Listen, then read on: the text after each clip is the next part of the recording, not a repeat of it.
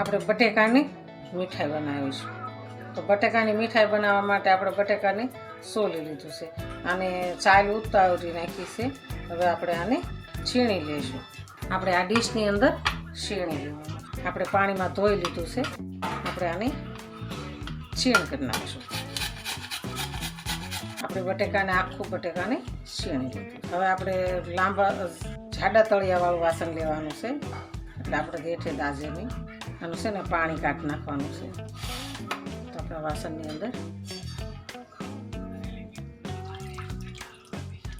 આપણે પાણી બધું કાઢી લીધું છે. આપણે આ જાડા તળિયાવાળું વાસણ લઈશું. આપણે ચોખ્ખું ઘી લેવાનું છે. તો ચોખ્ખું ઘી આપણે 1 ચમચી ચોખ્ખું ઘી નાખીશું. આપણે એની અંદર બટેકું છીણેલું અંદર એડ કરીશું.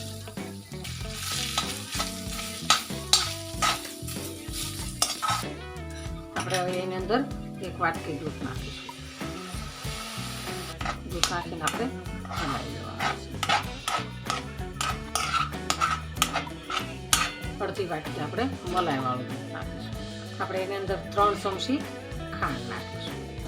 3 ચમચી નાખીશું. 3 ચમચી નાખીને આપણે હલાવી દેવાનું છે. આપણે આને 2 થી 3 મિનિટ માટે ઢાંકી દેવાનું છે. ઢાંકી દઈશું. આપણે 2 એલચીને વાટી લીધી છે અંદર એડ કરી દઈશું. એને આપણે હલાવી દઈશું. આપણે 2 ચમચી દૂધનો પાવડર નાખીશું. આપણે દૂધના પાવડરને અંદર મિક્સ કરી દઈશું. આપણે મીઠાઈ માવાવાળી કરવાની છે. સ્વાદ માટે આપણે એલચી નાખી છે.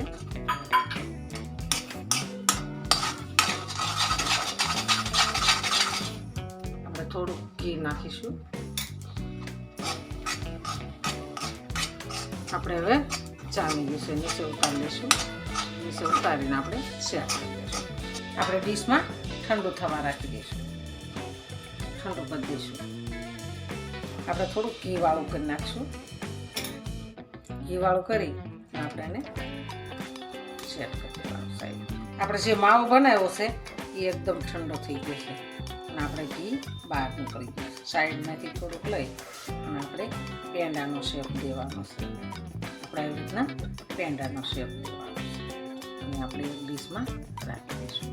આપણે આવી રીતના પેંડાનો શેપ આપી દેવાનો છે. આપણે ફરાળી પેંડા સરસ તૈયાર થઈ ગયા છે.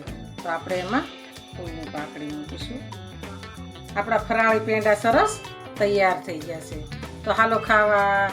જો અમારો વિડીયો ગમે તો લાઈક શેર અને સબસ્ક્રાઈબ કરી દેજો. રાધે રાધે.